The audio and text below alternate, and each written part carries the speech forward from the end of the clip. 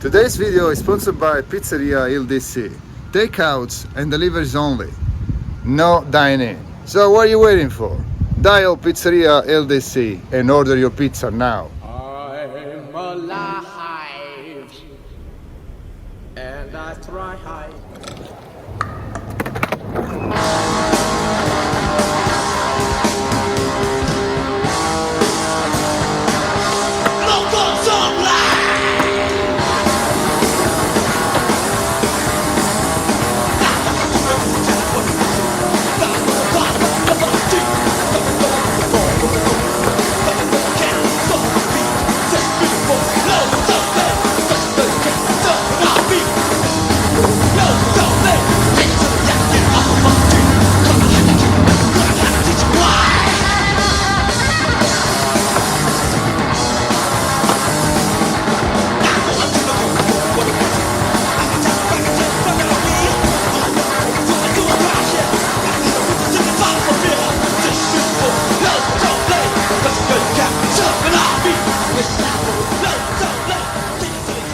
We have a sponsor for today, so which is pretty cool. I also must admit I skate better when I am well rested, but I'm already happy with what I've been able to do today. Enjoying the few tricks I like doing, just to have fun and getting on my board, enjoying sunlight, fresh air, a bit of exercise, and skateboarding above all. I've been a bit busy at work recently, long days, long hours, a lot of work, which happens to everyone. So when you have finally a bit of time off, your body needs to recover from the hard work and like daily dose of physicality already you go through during the week. So but yeah, my legs are a bit shaky, a bit of painful back here and there, but anyway, I've been able to skate and I had a great fun. And so but anyway, today's video was not about my skateboarding. It was mainly about a review and a few things I'd like to show you and share with you. So stay till the end of the video because there are some interesting things I want to show you. Thank you for staying till the second part and final part of the video. There was something I wanted to show you and I want to quickly review. It's a book that my wife got for me, and the book is this one. It's called Locals Only. It's the history of skateboarding in California between 1975 and 1978. The book is a documentary book made by a photographer called Hugh Holland. Hugh Holland drove across California, and when he stopped by LA areas, he was amazed by the athleticism of the earliest skateboarders who used to skate these tiny old school skateboards, which were basically just the innovation for those years from the typical 50s skateboard, which was a piece of wood with wheels. Back then there were not actual skate parks like these days, and the skateboarding was mainly and solely skated in drainage ditches or in empty pools. In middle of 70s, California, especially LA area, had a severe problem with drought.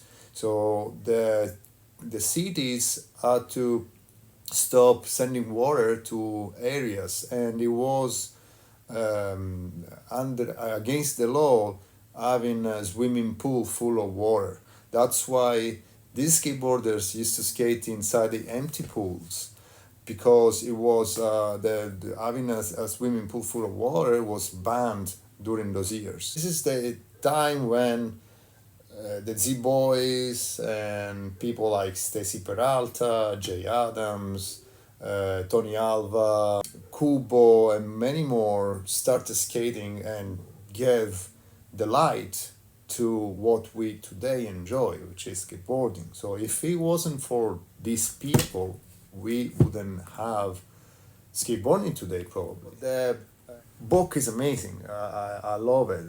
There are so many photographs of those years which are so cool. So I'm going to show you some of them real quick. Right, first of all, the front cover, it's an unknown young skater. Some people think that this is a young Jay Adams, but it's not him. It looks like Jay Adams, but it's not him. Back in those years, this was the stereotypical look for many skateboarders and surfers, like long blonde hair. And most of them turned blonde because they used to spend their days at the beach. The hair were basically bleached by the seawater and the sunlight. And that's why there are so many photos of kids which are like incredibly tanned but blonde. But obviously it's not a natural blonde, it's just the sea breeze blonde. That's the best way to call this type of blonde. Right, so this is a pretty gnarly photo, it's pretty cool. And I think this one is in Redondo, if I'm not wrong. It's not specified the location. So let's go ahead. So this is the first photo. So here we have some interview. Also the book is in English, in Spanish, and in French. Pretty sure it's in French as well. Remember that. Yeah, it's in English, Spanish, and French. And yeah, so the photos are amazing. So Hugh Holland, he was a young photographer. He was at the beginning of his own career. He wasn't a skater, but he was amazed by skateboarding, and he thought was a cool thing making a documentary about skateboarding in a photo book. And he also did other documentaries in other locations of California, like San Francisco, and also he went down to Mexico, or Baja, I think it was. So he documented even more the style of those skateboarder and surfer gangs that were around California during the 70s and early 80s. Yeah, so very, very good photos, all of them. Yeah, as you can see, so this is like bleached hair by the sea breeze. It's not a natural blonde. And that was that the type of blonde was also mentioned on the movie and also in the documentary Dogtown, Lords of Dogtown. The director also mentioned this particular aspect of the characters. He needed, when they did the movie, he needed some actors who had the sort of like blondish dyed bleached hair because of the sea breeze that really used to bleach the surfer's hair. So it was a typical look of those years for those kids, for those teenagers. Most of them were very young. So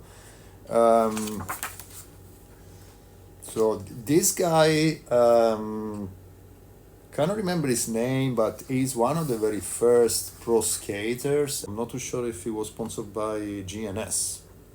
Stacy Peralta eventually was skating for GNS, or just a typical like little supermarket in California. Yeah, there are some more photos with more action.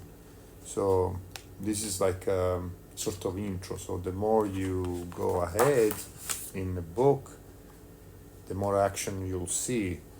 Also, this book I think is out of print. You can still find it online on Amazon, on some bookstores, but it's out of print, so it's considered rare. So as soon as it's sold out, unless somebody decides to resell his copy on eBay,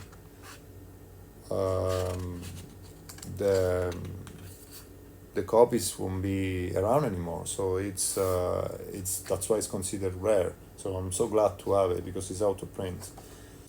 For now, for sure, it's out of print. Yeah, that was one of the first old school tricks that those years people used to do. There was Handstall, I think it's called, like something I've seen doing by Rodney Mullen a lot. Yeah, so this is the same photo from the cover. Let me find out if it's actually mentioned. I was actually looking for it. I will check it out later. At the end of the book, it's mentioned all the photos who are in the photo. So names of skateboarders and locations. But I like when a photographer is capable to bring you to that certain time, that certain location. It feels like sometimes you can smell, you can feel the environment that was at the time. So, and that's just the magic of photography, and only a good photographer can do that.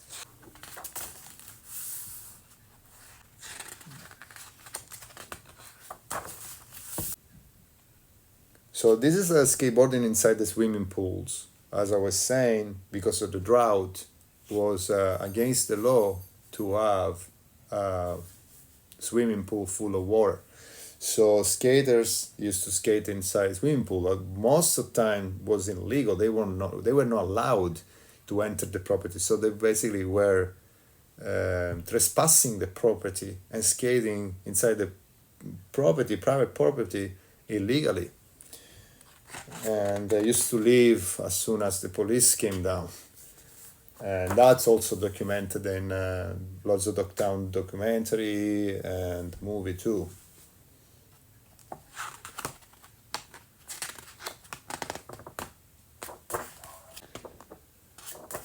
So this is one of my favorite photos. It's simple, but it has a lot of it has a soul. You look at the photo, it's got a lot of expression, and it feels like the photo is alive. And this is a Jesus Saves. Obviously this skateboarder must have been one of the first Christian devotee, like Christian Osoy or Jamie Thomas. Also Jay Adams was a big Christian devotee, a good friend with Christian Osoy indeed. Most of the skateboarders these days are not very well famous. Obviously, in a skateboarding Hall of Fame, they are well known. But unfortunately, in modern skateboarding, they're not well mentioned or famous enough. But these people are the people who invented skateboarding, really. And back then, there were not real tricks. So it was pretty much like whatever you could do with it. So it was like your selection of trick was very limited. So and it was more about like slaloms and downhill or carving inside the pool or the ditch, the drainage ditch.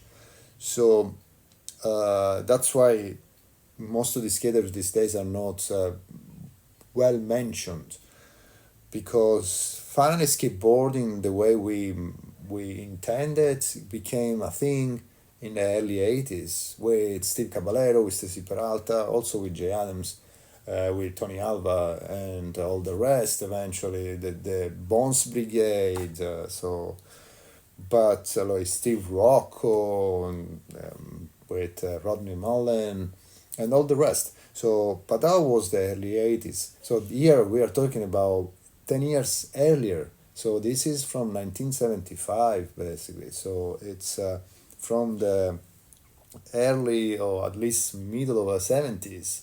Yeah, so this one is my favorite photograph of the book, and it's like a tag, like a graffiti style that says locals only. The pipe here, so this is the entire ditch, which are still cool place to skate these days, because I mainly skate street. I'd rather skate parks, because I don't really like skate parks. I like skating street. and so they used to skate wherever, whatever was close enough to what we consider a skate park today. Cannot remember her name. She's one of the first, if not the very first, female pro skateboarder, and she was sponsored by brands that were around those years, and I think she was also sponsored by Vans, if I'm not too wrong, and GNS. So let me find the photograph. This is a super cool photo. This is this guy basically skating over the coping at the skate spot, and there is an airplane just flying above him, behind him, basically. So it's a great photo. So I like a lot photos like this. It's a great catch. So he took the photo at the right time, the right moment, and one shot. So this is basically like, it tells you all the photographs per each page. Who are they? Where they were taken. And the last photo is Stacy Peralta. So last photograph is Stacy Peralta. She's pretty cool. Stacy Peralta obviously is the person who eventually founded with George Powell. He founded Power Peralta. And also I wanted to show you something pretty cool real quick. Ace tracks again. So aces, this is a brand new set of aces, but these are different than the one I had, because the one I have are the regular aces, AF1, 2, but regular standard with just the regular ones, with standard axles and kimping. These I also have the inverter kimping ones, which are pretty cool too, but these ones are the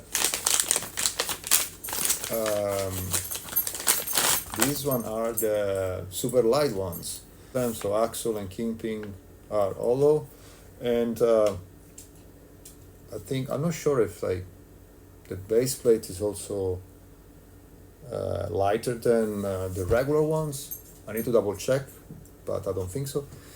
The inverter kimpings have a lighter base plate, so this one I think is the regular base plate. But anyway, who cares? I like the fact that also they have the golden retreader. And usually in the regular ones is red, and then the inverter kimpings is black.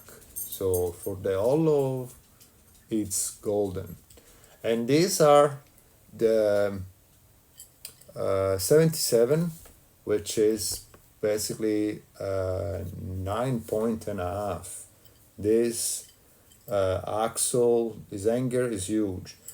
And the reason is because I want to replicate the Brian Anderson setup, and he skates with 9-inch board, but 9.5 inches trucks, ace trucks. He skates, I think he skates the regular ones, but it doesn't really matter. So as long as they're same width, same dimensions, it's gonna be basically exactly the same setup. And I also have some set of new bushings. I always like to change the bushings because I don't know why, it might be me, that the bushings that you find included in your tracks are not always like good, best quality. So you need to buy like stock market, the aftermarket bushings, stock bushings, but that comes separately. I think for Indy for sure that's well known. Indy bushings that you find included in the trucks are basically trash, garbage, and you need to replace them after a few sessions. I usually replace them right away because I'm not gonna waste my time. For aces, they last for a little longer, but I noticed that they start like splitting and chipping here and there, some cracking. So it's better having a new set ready to go. And then, last but not least, this is the last thing I'd like to show you. If there's any sticker in the box, sometimes there's some sticker, and I usually like stickers, but there's no sticker. So last but not least, I found, it was on sale, so I decided to get myself one. It's the Deathwish board with the old logo. Deathwish has changed the design of the logo recently. This is the old logo that's been created by Mark Foster, also known as Foss. And Deathwish has recently changed logo. Now the logo has been remade by Eric Wellington, which is the owner of Deathwish. And I prefer the old logo, in my honest opinion. But anyway, that was another reason why I bought the board. I bought the board because it's one of my favorite skateboarders. It's John Dixon. And John Dixon is also from Long Beach. So he's a local skateboarder and I like to support him. And he's also one of my favorite skateboarders. He skates for Deathwish. I bumped into him a few times. He rides his bicycle down the road often. Sometimes I had a chance to say hi to him. So he's a nice guy. So this is the second Pro Model I have of him. I have another Pro Model of him. One time, eventually I will do a video with all my boards. And so, but anyway, I like the graphics. Graphics is gnarly. It reminds of like American art rock style, like also somehow like old school Art Blade Davidson style. I don't know why it made me think of Lynyrd Skynyrd, the rock band, or ZZ Top, those typical hard rock, country rock bands from the US. Also because John Dixon has that typical look. It looks like one of those American rockers with a long hair and a long mustache. And yeah, so it's pretty cool. I love the graphic, and Deathwish along with Antairo is one of my favorite companies. So when they have boards on sale, I always buy myself one, because these days boards cost like $80 plus shipments and tax. You get close to $100 sometimes. So when they are like 50% off, just get yourself a board. I always buy just unless I really want that board, but mainly I like waiting until the board goes on sale eventually, and I'll buy it on sale. So, and I always like to support a bit of everyone, online or local skate stores. I don't buy from unknown sellers, because there is a lot of China fake bakers and fake knockoff of brands. I like to support actual skate store and skate shops. So that's why sometimes I like to stick to my favorite stores, like local stores or Tactics, CCS, and places like that. Okay, so that was it for today. So I hope you enjoyed also this little review of the book Locals Only. Get yourself one if you have the chance. It's out of print. There are not many copies around, but it's still available on bookstores and online on Amazon. And my new set of Ace tracks, 77 Olo axle Olo Kingpins with golden retreader, and yeah, so this will be my